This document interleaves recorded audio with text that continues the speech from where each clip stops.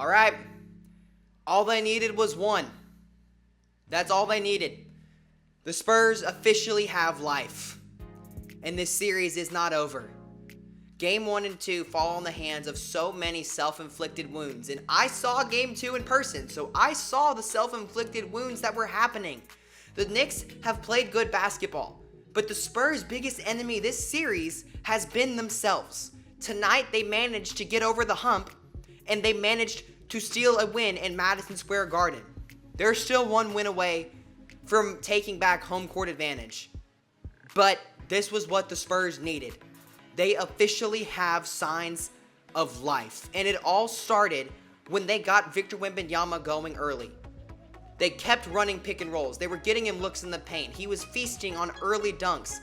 That's how you get him going. Because when he isn't seeing the ball go through the hoop and he's having a slow start, you see that in his body language. He tends to start getting a little timid, to not take efficient looks. But when you get him started, and that's a horse that I've ridden all postseason, when you get Victor Wembanyama started, the rest of the team follows. And tonight, they did. By getting Wemby involved early, it allowed for Stephon Castle to have the game that he did. 18 first half points. That's why the Spurs were able to hang in when the Knicks were going on first half runs. Julian Champagnie, 12 points. De'Aaron Fox, 12 and 8. I know we all want De'Aaron Fox to hit some more shots, but boy, he hit the biggest one. And that is why De'Aaron Fox gets paid the big bucks. This was the Spurs' best showing of the series, and that's unfortunate considering that there are so many things that could have gone their way for this to be a 2-1 series. It is perfectly possible right now that the Spurs could have a 2-1 series lead, but they haven't. Between stagnant offenses, careless turnovers, bad shots, not running a lot of action, and maybe that's just because I'm pointing a finger at Mitch Johnson again, and as I have for the losses. But just to say that when the Spurs win and Mitch Johnson deserves his flowers, I will be the first in line to give Mitch his flowers, deservingly so. But when we lose, it falls on him. And there's a lot of reasons why. And those first two games, there's a lot of reasons why that can fall on him. Game 1, shooting 11 of 43 from 3. Game 2, not getting Victor Wembanyama involved in the first half with just 5 shots. But tonight was different. Vic has 18 total shots. Personally, I still think that's not enough. But when you get Victor Wembanyama going for a 48-minute basketball game, the entire schematic changes. The entire perception of the floor changes when Wemby gets going because everyone else is right there with him. Dylan Harper had 18 shots. And I love that Dylan Harper has been arguably the most fearless Spur in this entire series. I love it. That is making me want to run through a brick wall. But 18 shots is, it's a lot. That's a lot. And like I said, I love the fearlessness. But there's no reason that Wemby should be having less than 20 shots. He should probably be having somewhere around the 24 mark at least, maybe more. So I want to see Victor going. I want to see him continue to assert himself because that's how the Spurs win games. And if you've watched any of my videos, it feels like I'm repeating myself because I am. Because when you get Wemby involved, good things happen. I love that Stephon Castle had the night that he did. That's the aggressiveness and the desperation that I need him to play with the rest of the series. Desperation. Let's focus in on that word for a minute. That's how the Spurs win games, is by playing in desperation mode. And of course, when you go to Madison Square Garden down 2-0, you're going to be playing with a lot of desperation, and the Spurs looked like it. They were moving the ball, not doing a lot of let's kill the entire shot clock and settle for a 3. They did that in the final last 2 minutes when they had a lead, but you know what? I'm okay with that. That makes perfect sense when you have a multiple possession lead to kill the entire shot clock and settle for a wide open 3.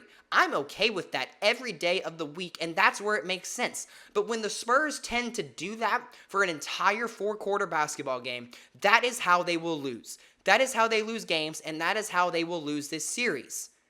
But when they move the ball, get Wemby involved in action, look to get him involved down low, and take wide open 3s instead of just settling late in the shot clock, they're gonna win games. But there needs to be some sort of difference in the offense because I'm very frustrated with 5 fast break points. When you have an elite guard tandem of De'Aaron Fox, Dylan Harper, and Stephon Castle, you need to be getting out in the fast break, off the rebounds especially. And they're not doing that. And maybe the Knicks are just doing a better job at coming down and getting set defensively. But the Spurs have to play with pace. They have to play with transition. And so far, they have not been doing that this series, and I'm not sure why that's changed. Because all postseason, when they play quick, regardless on a make or miss, teams don't get set defensively, and the Spurs are at their best when they play fast and opposing defenses aren't set. So I want to see more pace. I want to see more pushing the ball. I want to see more three-man weaves. I mean, I like Dylan Harper was the best guy at getting that involved. He would take it at the rim regardless whether it was a make or miss on the fast break, and I'm okay with that because that's where the Spurs make their bread and butter. It's in transition. But here's the thing. I said that the Knicks are playing good basketball and that the Spurs are their own worst enemy. But if I'm going to be honest, the Knicks are not playing a good enough basketball to really beat this team. It's that the Spurs are beating themselves.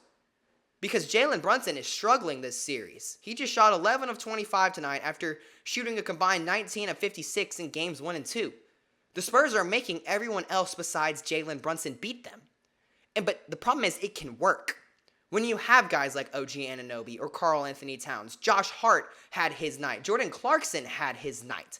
Now, I doubt Clarkson and Hart do what they did again for the rest of the series because Josh Hart's been struggling, and everyone knows he's not a consistent three-point shooter. He's probably their worst, and that's why people want Wemby to guard him and just let Josh Hart shoot the way that they let Alex Caruso shoot in the Western Conference Finals. But the Knicks have been making everyone else besides Jalen Brunson beat the Spurs. And the problem is it's working because OG Anunoby has arguably been the best player for the Knicks, maybe right behind Karl Anthony Towns. Jose Alvarado's getting his run when it works. But the Spurs can win this series. They have to contain some of their role players. You have to stop letting OG Anunoby go for 20-plus every game. Tonight he had 28. You have to get more physical with Karl Anthony Towns down low. And that's what they did tonight. He didn't have the impact that he had in games 1 and 2 because you don't know why? Because Wemby was actually asserting himself on both ends. You have to play through your best player, and I'm not sure why that's been an issue this series. But guess what? The one time it did so far, Spurs win the game. I'm not a head coach, but it's not rocket science. It's not. It's simply not. The Spurs are fully capable of winning this series. Tonight showed why. They got past the self-inflicted wounds. They only turned the ball over 8 times, which I'm very pleased with. Containing and protecting the basketball against this very frisky Knicks defense is going to help you win games. But I want to see them keep coming downhill. 44 points in the paint. I want more. Get me in that 50s range. Stop allowing offensive rebounds. The Knicks had 12 offensive rebounds. Not sure how many second chance points they had, but it was an impact and it was important. I feel like a lot of the times when there's a rebound on the glass, Knicks miss. A lot of the Knicks, they come fighting, but the Spurs just stare. I think in terms of rebounding, Dylan Harper was the Spurs' best rebounder, and even if he didn't lead the rebounding box score, he played with such passion and aggressiveness to crash the glass and secure the basketball.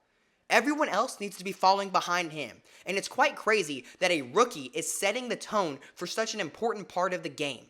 It really is. Victor Wembanyama is 7'12". I know I said 8 foot, but that's the joke. But Wemby has to be asserting himself on rebounding. And I understand he's guarding Karl Anthony Towns, and he's going to have to be guarding him, at the three-point line because of what he's capable of shooting that three. But you have to be more assertive. But there was signs tonight. There were signs.